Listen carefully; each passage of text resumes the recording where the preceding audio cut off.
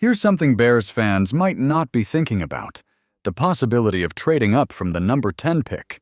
With 3 selections in the top 50, the Bears have the flexibility to move up the board if the right player starts to slip. According to draft analyst Matt Miller, Chicago could be in play if a top defensive talent like Penn State's Abdul Carter or Michigan's Mason Graham falls further than expected. Now, let's map out how that could happen. Say the first 4 picks unfold as expected. 2 quarterbacks, Cam Ward and Shedeur Sanders, come off the board early. Then, Travis Hunter, the do-it-all cornerback and receiver, goes next. Offensive tackle Will Campbell follows, despite concerns about his arm length. Now, we're at picks 5 and 6. Maybe a team grabs wide receiver Tetairoa McMillan. Then, there's a surprise. A team trades up for a quarterback like Jackson Dart. It might sound unlikely, but PFF's latest mock draft actually has a team making a similar move. If that happens, the Bears could suddenly be looking at Carter and Graham still available. At that point, does Chicago make an aggressive move up to secure one of them? It's something to watch as the draft gets closer.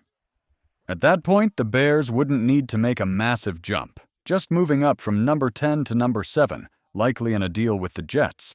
That's a lot more manageable than trying to crack the top 5, where the price tag skyrockets.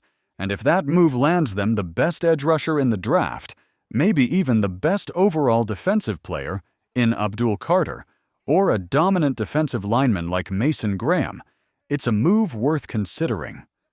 Both would fill major needs. The defensive line still needs upgrades, even after recent additions. Sure, they signed a veteran in free agency, and Grady Jarrett is a nice piece, but they still need young talent to develop into long-term impact players. Now, for this to even be an option, the draft board has to break the right way. If the top picks shake out as expected, then it comes down to one question: what's the cost? Would Ryan Poles be willing to pay that price? My gut says no.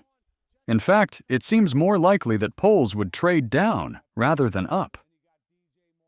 The Bears still have plenty of roster holes, and they've already spent draft capital to improve the offensive line.